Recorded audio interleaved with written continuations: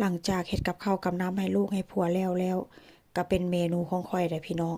สังเกตเบิ่งมีดเด้อคมแท้คมว่ามื้อนี้ก็ได้ใจอะแท้ว่าพี่น้องเอ้ยมื้อนี้ข้อยก็จิมาเฮ็ดห่อเมี่ยงก็เป็นห่อเมี่ยงเนื้อหมูติดมันเด้ออยากหลายมื้อแล้วล่ะแต่ว่า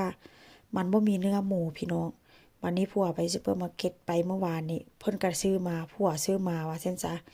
ก็คือว่าฮู้ใจอะแท้ว่าแต่ว่าถามว่าข้อยบอกเพิ่นซื้อบ่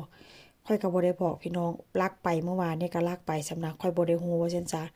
ข้อยก็คิดว่าข้อยอยากจุ่มหลายมื้อแล้วอยากห่อกินหลายมื้อแล้วแต่ว่ามันบ่มีเนื้อหมูก็ถูกจังหวะแบบว่าผัวซื้อมาพี่น้องข้อยก็เลยสิเอามาล้างแล้วก็มาหั่นมื้อนี้ได้ใจอะแท้ว่ามีดก็ได้พี่น้องเอ้ยซื้อมาราคา70บาทไซส์คุ้มค่าไซส์คักไซส์แน่ไซส์ดีอะแท้เอาว่าข้อยก็เลยเว้าใส่ผัวข้อยเบิ่งแม่มีดนี่น่ะซื้อมา70บาท ไส้ดีคักไส้ดีแน่มีดเจ้าหันเจ้าซื้อมาหลายฟ้าหน้าปีแล้วปาดห่ำกับบ่เข้าพวกค่อยหัวว่าซั่นพี่น้องก็มันบ่เข้าแฮก็ไส้ก็ทื่ออยู่ซั่วว่าสิหั่นขาดบัดนี้ซื้อมาราคา70บาทพี่น้องเอ้ยโคตรแสนสิไส้ดีเลยมื้อนี้ก็เลยแบบว่ามาหั่นเนื้อหมูก็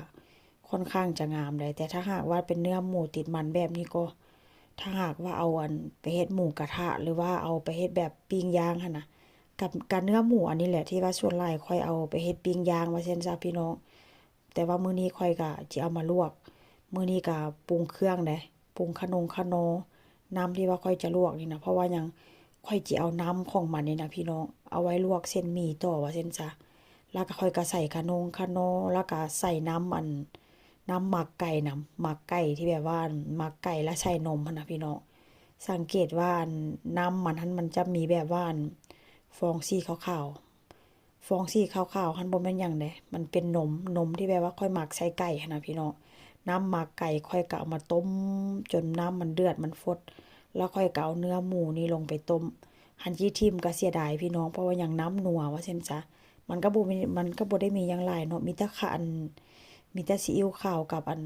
พริกไทยว่าซั่นซะเนาะข้อยก็เลยบ่ทิ่มเห็นบ่หลังจากข้อยลวก เนื้อหมูแล้วค่อยก็จะเอาเส้นหมี่ลงไปต้มหรือว่าไปลวก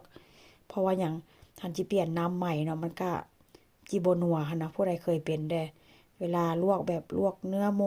มูอีหยังสักอย่างหรือว่าเนื้องัวจังซี่นะแล้วน้ำมันนัวๆนะพี่น้องเอาหมี่ลงไปลวกนี่โอ้ยแซ่บขนาดเลยอันนี้ก็เป็นหน้าตาที่แบบหมูที่ว่าค่อยต้มเมื่อกี้นี่ว่าซั่นจ้ะเนื้อหมูติดมันแล้วก็เส้นหมี่พี่น้องมื้อนี้ก็จิห่อกินแซ่บๆ มีผักชีมีหอมป้อมแล้วก็มีผักสลัดแล้วก็มีมะแตงแล้วแจ่วนี่ก็